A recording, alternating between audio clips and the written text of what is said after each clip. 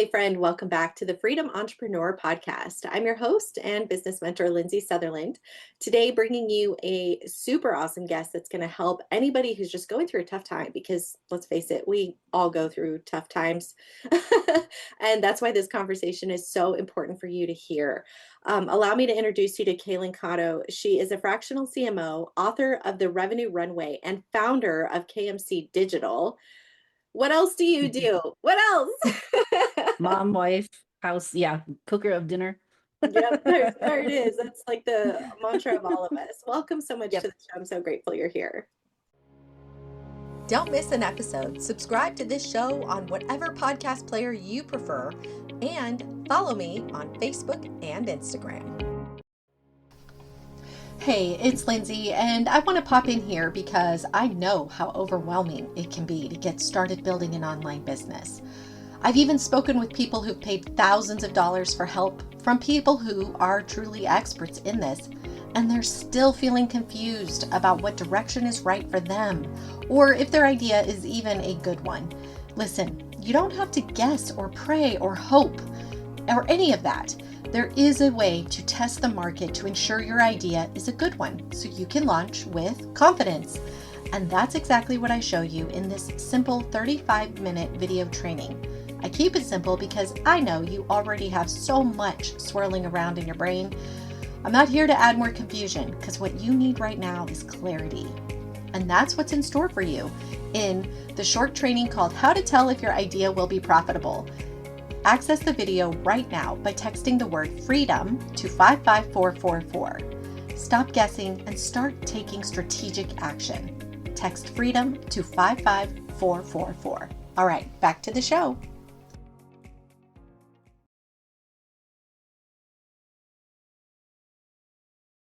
Yes, thank you for having me. Absolutely. Well, I mean, I always like to start with a guest just kicking it off. Tell us about yourself. Take your bio deeper than just the labels that we give ourselves. Let's hear you as Yes. Yep, I grew up in Providence, Rhode Island. My parents had a janitorial services company, so that's kind of where, I grew up sort of with them running a business together. So for me, it wasn't all that strange. I didn't actually go that route in the beginning. I joined the military as a reservist and then went into a corporate office job. So my background's a little bit strange. And I had a phase where I went to college for a few different other things like culinary school and graphic design and all sorts of stuff, just trying to figure out what I like to do. So yeah, I was born on the East Coast, spent a lot of time on the West Coast, and now I'm in Texas and still working in marketing, helping clients grow, and I really love it. So yeah. yeah, yeah. But I mean, how was your business journey? When did you finally decide like, okay, I'm done with the corporate world. I'm going rogue. Yeah, right. No, it was actually funny because on another, somebody else was asking me this the other day, not on a podcast, but just in a conversation, I said, I think I became an accidental entrepreneur because I was pregnant with my daughter. I want to say I was about 6 months into my pregnancy and I was working still full time for the Army Reserve. So I was stationed over in like Los Angeles area. So we were pretty busy. I mean, we had a lot of different units in our command, and then we were like had to liaison with like the local community. So there was always something going on. It's just a busy city. And so I just thought, man, I have this BlackBerry that I'm attached to 24/7, and I'm, gonna have this baby soon in a few months. Like, and I had already been kind of helping my coworkers because so where I was in my career was in the military. I went in directly as an officer. So 01, 02, 03, right? I was 03. All the people I worked with were like 05, 06, 07. They were way higher ranking. So they were about to be retiring. I was not. I was sort of, in the middle beginning of my career. So um they're leaving, and I was their public affairs officer. So a lot of them said, hey, I want to start my own business, but I don't know how to build a website. I need business cards. You do all that graphic-y stuff for us at work, during the day. Can you help with this on the side? And I would meet with them for coffee on the Saturdays or whatever, and started just doing these little side jobs. And then over time I thought, man, should I register as an LLC or, actually take this more seriously? And it took time to actually have enough income, probably a couple of years. I stayed working both.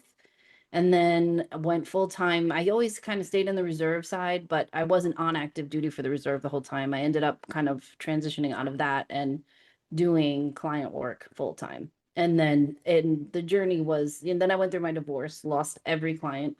My business was called a totally different name because I went all in on the military niche since I was, and those were my people. So that's who I knew. And I thought, why not just help fellow veterans start businesses and grow them, or even people that want to work with military, they don't know how to get to that group of people. I just had a unique position where I worked that I could help connect those dots for people, which I still do. But I went all in on Stars and Stripes marketing, and then like later on pivoted so I could expand out past that niche. And so yeah, I went from losing everything. I think I rebranded twice and rebuilt once. It feels like I rebuilt like 2 or 3 times, but I think, yeah. That is a tough journey. I want to go deeper into that. I don't think people realize, and a lot of them, I mean, that's the thing that kicks them out of being an entrepreneur. When we have to rebuild or we think, oh, I didn't do it. It would just be easier Mhm. if I had a job.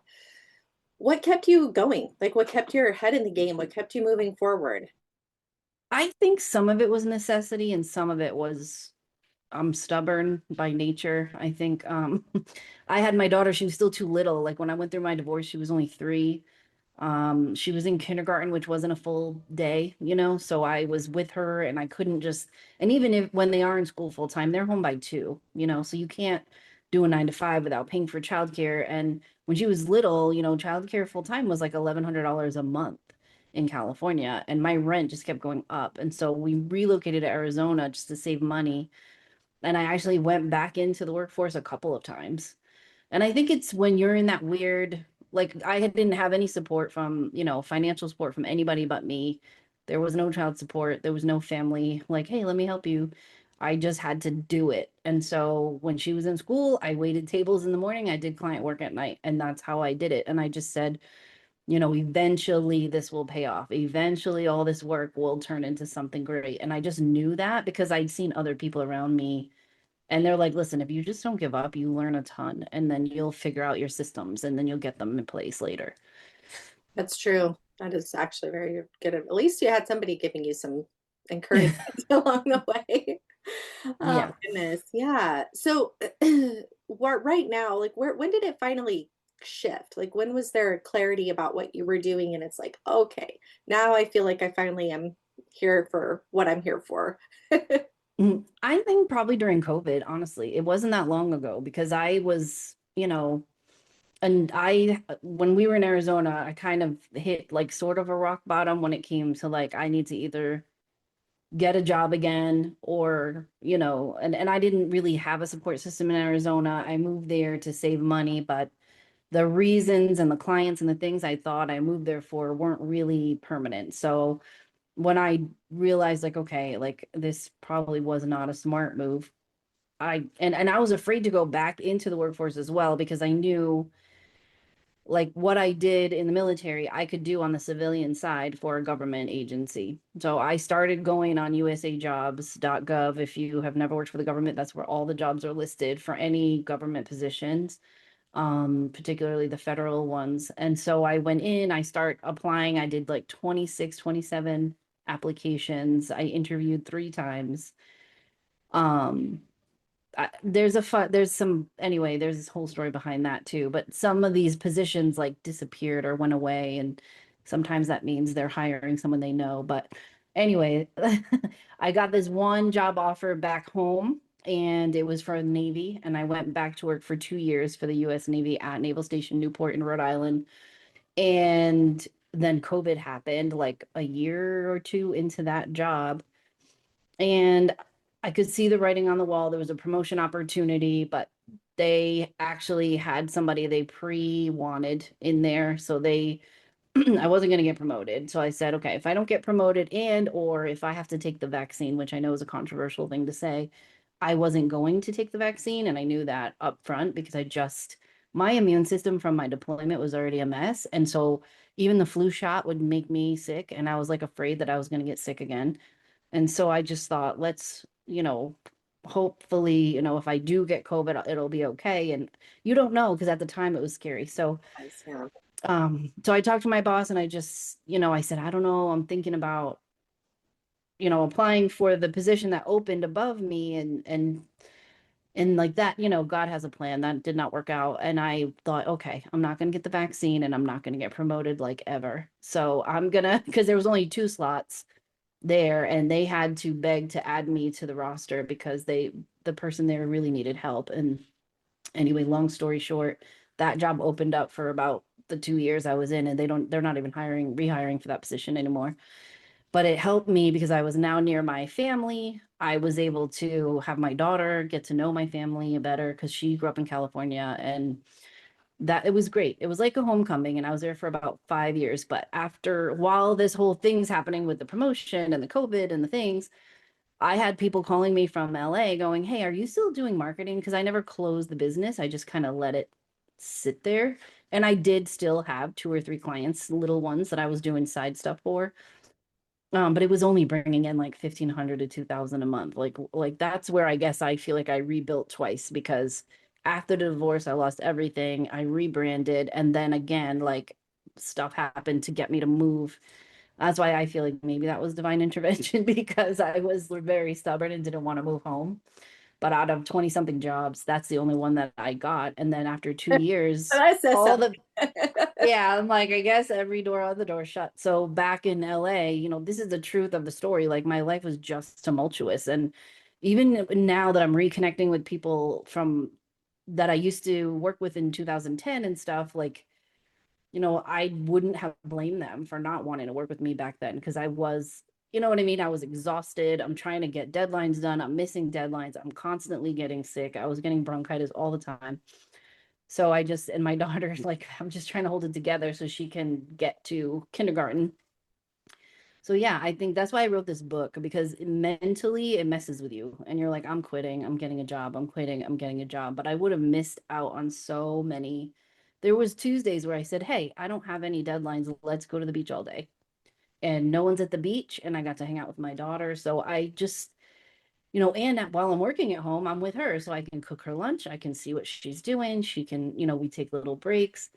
I felt like I just worked life into the business over the years. But when everything went to hell, I thought that doesn't mean it's over. It just means I have to pivot for right now for financial reasons and then go back. And I think the thing that people do is they get down on themselves when they have to go back into the workforce, or the business is not growing, because there's a lot of lies being sold about this glamorous entrepreneurship thing. And anyone who's ever taken a crack at it knows within the first 2 years that it's not glamorous at all. And your bank account goes into the red quite often when you're still trying to build up clients, because you're paying for software, you're paying for helpers, you're paying for all these hidden costs that you're like, oh, I didn't really know I should plan for that. And then you end up in trouble, you know, and then when you lose clients that are paying you 12 to 15,000 a month, it's a massive amount of revenue with that when that contract comes to an end. When you don't have systems, which I didn't, I was completely unprepared. I had clients who just not even honor their contracts, and these were very large contracts, and they just didn't pay. Mm, wow. And they Hey, just you're so right about that, like that hidden, and then we get into that mindset of, well, what am I doing wrong? Like, oh, yeah, I must be the fail point. Everybody else seems to have it figured out. What's wrong with me? Like, what am I missing here? And yep, I love yep. your story and just how real it is. Also, I liked how you said, you know, sometimes we have to maybe work into the job, but just keep the mindset that this is a temporary thing. Like, I'm doing this so Yeah. that I can get back on my footing, but I'm not giving up on my ultimate dream. You clearly had what I like to call a North Star. Like, you had a vision for what you were going for that gave you that, I don't know, perseverance to stay the course and to keep pushing against whatever was coming your way. And I think that's what really, and just listening to your story, it's like that's the linchpin that kind of held it all together for you. I think if you didn't have that need for your daughter, it would have been really easy to just walk away. Oh, very much so, because I could have just gotten a job anywhere. I mean, it wouldn't have, for her sake, I wanted to be free, you know, and be able to decide, okay, you know what, today I'm going to do all my work at night and I'm going to take her somewhere fun. Or, all those little things that you wish you could do. That's why I do believe like you can make your life the way you want it. You just have to make these decisions and stick to them. But it's not easy. I mean, I'm always very honest with people, even comparing yourself to other people. Because, I was talking to my husband the other day. I said, I've had this business for 15 years. I've seen people come out of nowhere, and in 3 years, they're saying they're making millions of dollars. But a lot of times when you peel back the onion on their stories, like they had a finance person that gave them an investment money, like, or they had a mentor who was wealthy and gave, said, here's some seed money and here's a roadmap for you. Here, go do it.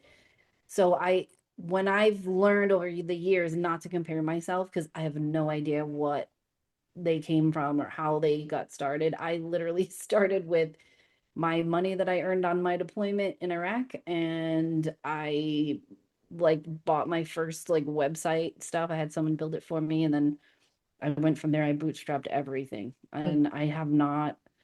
Now when you don't need the money, they're asking if you want a loan. But like, so husband, I'm like, I don't want to do that. I'm like, when I needed a loan really badly, I never could get one. Mm-hmm. So I just believe in bootstrapping and even partnering with really good people. I've made bad decisions partnering with people on events or even just in general, but I feel like you learn to like see those warning signs and you learn to trust the right people over time. And that's the stuff that you just have to like slog through because Mm-hmm. it's just learning, I think you and I learn think, more as you go. I know.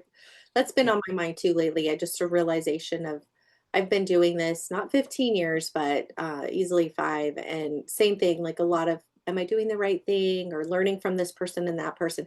Nobody gave me the clear roadmap. Nobody gave me the blueprint. And I'm suddenly like, actually, now that I've been just doing it for so long, like you said, you just Mhm. don't quit, you just keep going. I finally have the clarity, and it's like, huh, interesting. It's Yeah. like, oh, yeah, that's how that was going. Well, and that's the funniest thing about this book too. It's like the beginning of the whole book is mindset stuff.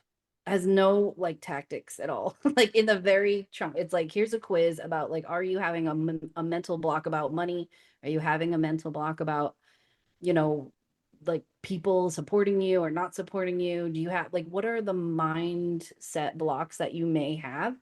And then how to figure out what yours are and then how to overcome those and like really think through them.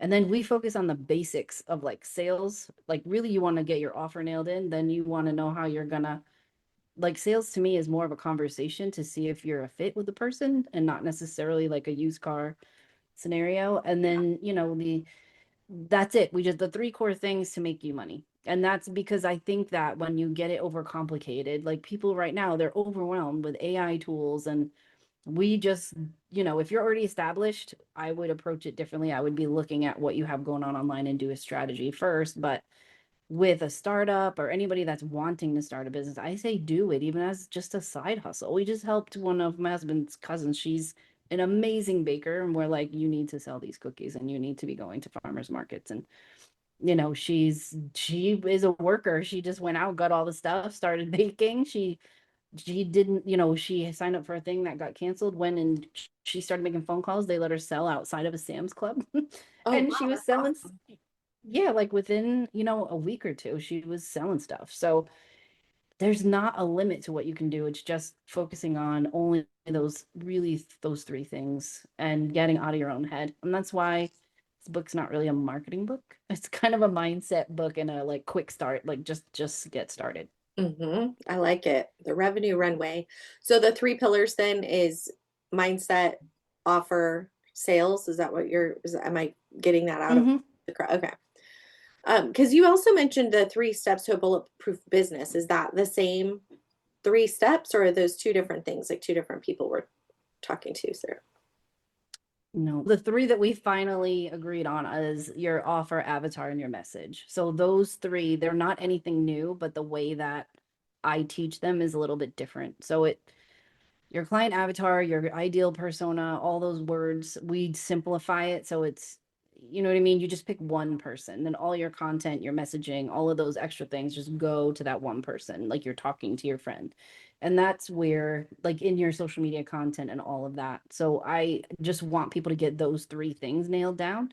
And there's ways we do it. So if they buy the book, they can come into our little team group and they're going to have a bunch of resources and templates that they can use to do this stuff. So I just don't want people to have anything that stops them from a forward momentum. So and I'll tell you not to build a website first, build a Facebook page first. So I kind of teach how to build a business almost backwards because I invested a lot of money in website and all this graphic design stuff. And I hadn't even really, I mean, the only thing I was doing at the time was website.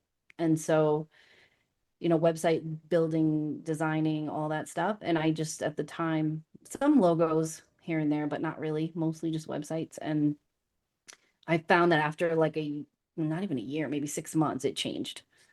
Then they're like, I really want branding. So then I started doing more branding than websites. It was kind of like whatever the market was. And then we pivoted last year to strategy first only. So then like even for me, you're still constantly changing to adjust to what people actually need. I mean, So in a way, yes. And I think what we're both, I think we're on the same page here as far as like when we're first getting started in business, especially if we need money, right? We're in a yeah, position we're trying to replace income or capitalize on our transition. You yep. do have to follow whatever's in front of you. You kind of follow the money in that way. But Yeah. what I've learned, and it sounds like you're learning, you're saying also, not learning, but you're saying also, Hmm. is that at some point you start to be the leader of the ship rather than like the little boat behind the dinghy being pulled along because Yes. because you start to see the clarity. You're like, you know what? I've been doing everything my clients are saying and I'm running ragged. And now I'm Yep. like, wait a second, you don't need that anyway. What you need is boom, let's slow down. But because you have the experience and the voice of authority. So Right. whatever, but to all of you listeners, what I think the message here is to get started. And if in the beginning you're kind of not fully clear on everything and you are chasing the people around you, let that be because you're going to grow, you're going to have that clarity, you're going to ultimately come out like the beast. At some point you're going to be like, yes, I get it now. Let's steer the ship, and you will get that Yes. confidence because it's really what it is. Hmm. Hmm. And that's why I thought like no one's talking about this mindset stuff. And that's what blocks everyone. You know what I mean? Because most people Yeah. can figure out how to build a quick website with Squarespace or Wix or whatever. It's I mean, not the there's AI skills. websites even now, like Yep. Captivate, or no, it's, well, I can't remember the name of it. It was it'll come to me in a second, but So you I've been literally sent type two it or in and three it just, different ones. yeah, Yeah. it's amazing. Like the website is the most overstated, unnecessary thing, you I know, think, yeah, until you to reach get a certain started. level. Yep. If you're going after something like a government contract, they want to see case studies and they want to look at you. But I think if it's some like small businesses just don't need to invest in any of that stuff until they actually know what they're selling is what somebody wants to buy. I Yeah. think that it's that, people, I mean, I've had people like, oh, I'm gonna market myself to help people with their, I don't know, for example, finances, financial planning, but like nobody really wants to buy that. They like, so there's ways also to test out your ideas and all that, which, in the group we'll talk about, but I just want this book to kind of motivate people to get excited about doing it. It's not necessarily anything new, right? It's not a new blueprint or blah blah blah. Because actually, if you look at everyone's blueprints and roadmaps and whatever, it's the same three things that you have to nail down. Yeah. Who are you selling to? What are you selling them? Do they even want it? And how do I position it so they realize that they need it? Right. So I think after doing like years and years of talking to your clients and then working with them, the thing that the client thinks they need is often not what they do need. So true. It's like a symptom. I want to ask you more about like the fractional CMO piece of what you do, because not Hmm. only is I think that something interesting that could help people who are struggling or maybe are in a position where they have a job and they can afford your services to help them build their side hustle thing into something, Hmm. but also for people who might be in a position where they do marketing for a company and think, well, maybe I could do that. Tell me more about what that is. So fractional CMO, the process that we do is we basically look at everything. Well, it depends on the client. So what we would love to do with every one of our clients is to get under the hood of their business and then also look at what is externally facing online as well. So we'll go through, we'll look at competitors, we'll look at, who inside of the organization feels that they're doing marketing. Because, sometimes somebody has the title with marketing in it, but then they kind of give other people with different titles additional duties that involve marketing. So we try to pinpoint who's really doing the marketing. How are clients coming into the business? How are the clients experiencing the business? Do you have a referral program online and offline? What does your brand tell a potential client? Is your website built so that it will convert into a phone call? Because at that higher level, when someone's already established, it's more about optimizing what they have online and how it's performing and things like that. So, if you want to do fractional CMO, there's so many great resources out there. I got coached by different people, and then I ended up becoming certified because I've gone through different certification programs. The one that I have recently done is through Duct Tape Marketing, and it's really phenomenal.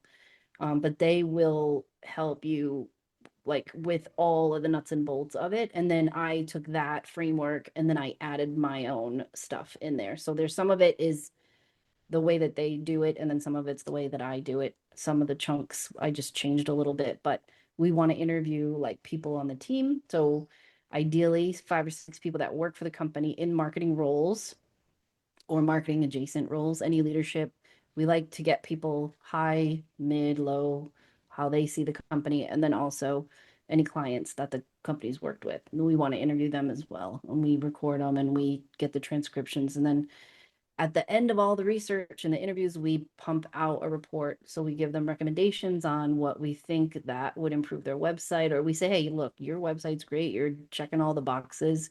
You may want to tweak this page or add this here or whatever. But I mean, you're usually going to find at least one thing that could be improved upon because people are busy and they're just trying to get stuff out there. But I think for the most part, we want them to have, depending on what package they do, like a 3 to 12 month plan. Like, here's your content plan, here's your SEO, like, but it's a holistic, it's every piece of the business as a whole that we give them recommendations on. That way, you're not going, oh, somebody's kid is on Discord. I think we now need to have a Discord channel because that's where the young people are. But they don't know what Discord is. They don't know what it does. They don't know why these kids are on there.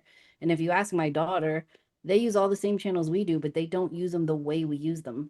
So, like YouTube for a 14, 15-year-old is actually a social media chat. Like they chat in the video comments with each other and they have private groups on Discord and they toggle between the two because they have like private chat on Discord. So it's such a different world now because there's so many channels, but sometimes like those good ideas that people have are so anecdotal, and the strategy saves you money because you're not having a person dedicate hours of time to build a channel out that is not even related to anything that you're doing.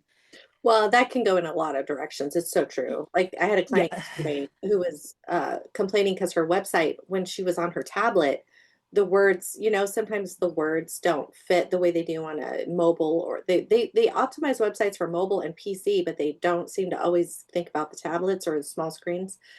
Anyway, Yep. I said, well, before we overdo everything, let's look at your analytics and see how many people are getting onto your site with a tablet. Correct. And it was literally 4 people. And I'm like, well, that was probably all you. Maybe we don't need to put a lot of time into that. Yeah, because it's money, right? It's money spent on activity that's unnecessary. Like some problems, you're right, are not big enough to where you should allocate resources.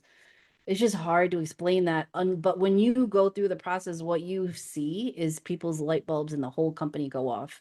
And they're like, oh, like we didn't even know that we only had 10% females on our stuff. Like we thought we had 50-50. Like you'd be surprised how much people don't know about what's going on in marketing, even when they are in the marketing department, because there's just so much day-to-day grind that they're dealing with, Yeah. internal emails. And when they get their head above water, it's like the day's over and they're like, I'll get to it tomorrow. And so I think it helps an outside person coming in, and then we don't have to execute any of it. We can, but we say, here's your plan. Like have this delegated out to your team and we can train them or whatever you need us to do. So I think that's the direction I've been going in. And I think I absolutely love the process. I love helping, and I like seeing them go, oh, we didn't know that, or oh, we didn't think that was even an issue. And just simple things like, hey, you should probably have a call to action on the very top of your website so people know how to call you if they want to hire you or something, I, and I get it. No, I get it. It's true. And sometimes it's that they're so close to it, or yeah. even, and this is true, and not to, this is actually not to put anyone down. It's the complete opposite. Like if you're in a marketing space, like a role in a company, you came in with your own ideas, you had your own, theories, and you've put them into action. But at some point, we're only the product of ourselves, right? It's like we have to get an outside person to look at us, to see us differently.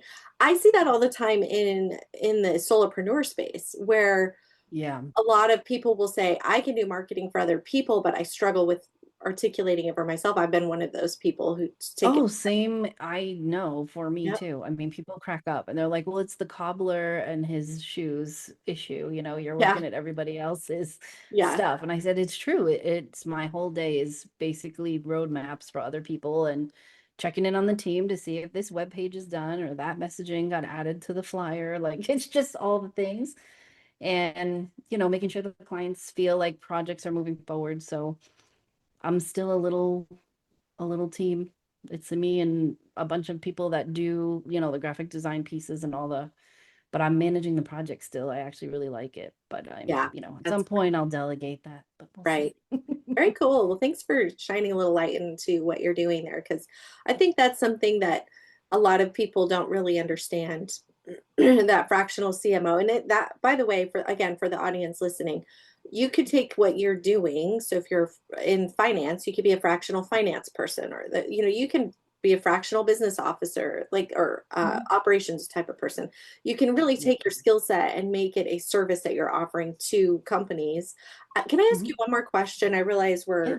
I don't even, no, we're doing good on time. For a second, I felt like it was a little longer than it been, but how, how did you go about getting some of your first like big clients? Like maybe that's a fear for people. They're like, oh, I have no problem helping this person I know or that person I know. But to break into like a larger mid-level or larger corporation might feel a little scary. I have always done well with like events or conferences. I feel like my situation was a little bit different because I was military. And it was a little bit trendy to do entrepreneurship programs for military veterans for a season. So there was a lot of those conferences where I went and I got to meet people at the corporate level who were like, oh, you do marketing? Like we're doing this military outreach thing, or we're doing whatever. And then I had friends that knew, like, I think the first project that I did for a big company was Amgen Pharmaceuticals. They were doing an event and they have a supplier diversity. And she said, hey, small businesses, like we're always looking for people that are like solopreneurs or maybe have, a staff of, less than 5 people. And especially like minority groups, so like females or whatever, like they'll look for those kind of companies. You can sign up on their websites, you can become part of their supplier diversity programs, and then they do have like RFPs. I did a contract probably my first 2, 3 years in business with the city of Garden Grove in California. We did a website for a museum, for Vietnam Veteran Museum. And because I was positioned as a military marketing agency and they didn't know anyone else who did that niche, like they did a sole source contract for it. So I think what I've learned over time is don't be intimidated by the size of a company, because the people that work inside that company are just the people. Like if you went and got a corporate job somewhere, which you could totally do, it's the same thing. They all still have problems. They're just different. Like the bigger the company, the more siloed everyone is. And so getting them to communicate and also do their regular day job, it's a lot to pull them away from their duties. I remember one of my first jobs in corporate, I was working for Petco Animal Supplies in San Diego at the corporate office. And my first job there was right out of college, was internal communications coordinator. So every month we pulled every department. There were like 16 departments, and we forced them to sit in a room together and say, what are you communicating out to the stores? What are you communicating out to the employees? what needs to get snail mailed, what can be an email, what could be a meeting. Like, and my job was to triage the communications and go, okay, like this. And they would say, Kalen, read it as if you have no idea what a planogram is. And I said, to be honest with you, I don't have any idea what a planogram is. And so I'm reading it. And they're like, okay, because the people that, make $15-20 an hour in the stores setting this stuff up, they don't know what it is either. So they're going and reading. And so we would change the language so that it would be step by step, Barney style, so that people could go, okay, step one. And then they would, and I said, well, is that piece labeled so that like when you are putting it together and they're like, oh, that's, and it's because they're so close to it. They're designing the floor show space. And so they don't think about the person that has to put together their vision for it. And inside the corporate office, we had like a fake Petco store. And so they would design the floor, like, and all the end caps, like the way they wanted them to look, and then take pictures. And those pictures would be in this big instruction manual. It'd be like 100 pages of instructions on how to set it up. Oh my gosh. But yeah, You're they were talking to someone who huge. my first job was in a PetSmart. I was Okay, there you go. an hour employee. Actually, back then it was probably more like 10 or 12. But yeah. But No, I yeah, you know understand. the drill. Yeah. And then, the live animal, all these updates, live animal alerts and whatever. So that's why when I'm working with clients now, it's funny because they don't think like how the channel and the way that you're sending out a message, it makes a difference on the person receiving it. And Yeah. so if you have the basics nailed down through the strategy process, then all of that other stuff kind of fills itself in, and I you can make really it. liked that part of your process. Honestly, it was one of the first times I think I've ever heard that. And I don't know if that just means I haven't talked to a lot of CMOs, but how you go in and interview the team was actually really cool. And because you didn't sound like you limit it to just even people in the marketing department. You're kind of like really getting the essence of the company and what do people think it stands for, Yeah. and learning, I guess, from the inside out, which honestly, Mhm. more owners and founders and CEOs need to have somebody like that. Just do that piece of it. Forget the marketing part of it. Like, bring the people together to hear what people are saying within their own company, because they're Mhm. all making an assumption that everybody's marching in the same direction. And most of the time that's not true. So, Yeah, no, this company, we're working with a company right now that's huge. They have like they're regional, and the people that work there love working there. Like it's one of those companies where everyone's like, we love what we do. We can see how we impact our clients, and it's like what we love. But they all have different points of view when it comes to marketing, but you see where there's a commonality between everyone's responses, and then you see where they all kind of differ and kind of go off. So when you have that overlap, and even the clients, like hearing from the client, what do you think they could do better? It seems like a scary exercise, but it actually is a confidence booster, because you know who the people are that you worked with, and the majority of the clients that we interview, they're saying great things. They're saying like, I really enjoyed working with them. I really think that in this area they're particularly strong because I worked with this person or that person.